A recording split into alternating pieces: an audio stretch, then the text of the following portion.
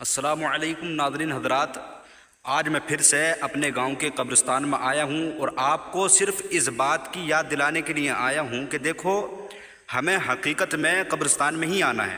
مر کے ہم جو دفن ہوں گے اپنی اپنی قبروں میں دفن ہوں گے، تو بھائی جب رہنے ہی ہمیں اپنی قبروں میں ہیں تو کیوں نہ اپنی قبر کو گلدستہ بنایا جائے، کیوں نہ اپنی قبروں کو نور سے مزین کیا جائے۔ تو یہ ہوگا کس طرح کہ ہماری قبریں نور سے مہکیں، ہماری قبریں نور سے مزین ہو جائیں، ہماری قبریں گلدستہ بن جائیں۔ یہ جو ہوگا وہ اللہ اور اس کے رسول کی اطاعت کرنے سے ہوگا۔ اللہ رب العزت نے جس کام سے ہمیں منع کیا ہے ان کاموں سے ہمیں رکنا چاہیے، اور جن کاموں کو ہمیں کرنے کا حکم دیا ہے ان کاموں کو ہمیں کرنا چاہیے۔ میں صرف آپ کو اپنا مومن بھائی، مسلمان بھائی ہونے کے ناطے یہ آپ کو آخرت کی یاد دلانے کے لیے آج اپنے یہاں کے قبرستان میں آیا ہوں۔ تو بھائی زیادہ سے زیادہ اللہ اور اس کے رسول کی اطاعت کریں۔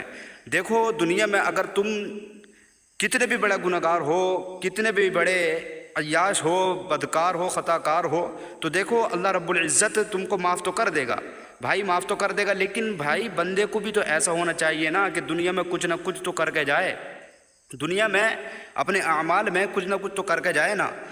دیکھو، ہونے والا کچھ نہیں ہے، قیامت میں کوئی ساتھ نہیں دے گا، نہ باپ بیٹے کا ہوگا، نہ بیٹا باپ کا ہوگا، نہ ماں بیٹی کی ہوگی، نہ بیٹی ماں کی ہوگی۔ یہ اللہ رب العزت نے قرآن پاک میں خود ہی ارشاد فرما دیا ہے۔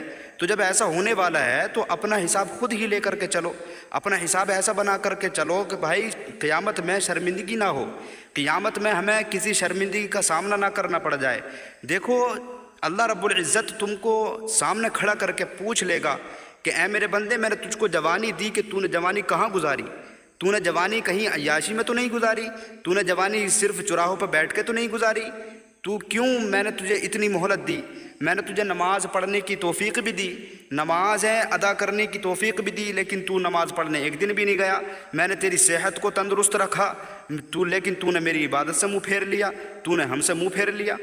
یہی تو انسان کا مسئلہ ہے کہ جب پریشان ہوتا ہے انسان تو اللہ رب العزت کو اتنا یاد کرتا ہے، اتنا یاد کرتا ہے کہ بھائی جب تک اس کی دعا قبول نہیں ہوتی جب تک نہیں ہٹتا۔ جیسے ہی اللہ رب العزت دعا قبول کر لیتا ہے تو وہ اللہ رب العزت کے ذکر سے منہ پھیر لیتے ہیں۔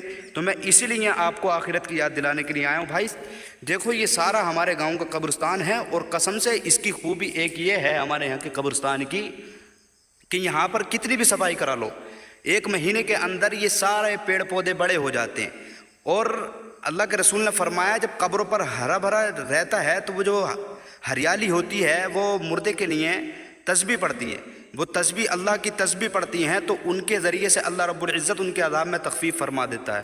تو ناظرین حضرات، میں آپ سے یہی گزارش کروں گا کہ اللہ اور اس کے رسول کی زیادہ سے زیادہ اطاعت کریں۔ السلام علیکم ورحمۃ اللہ وبرکاتہ۔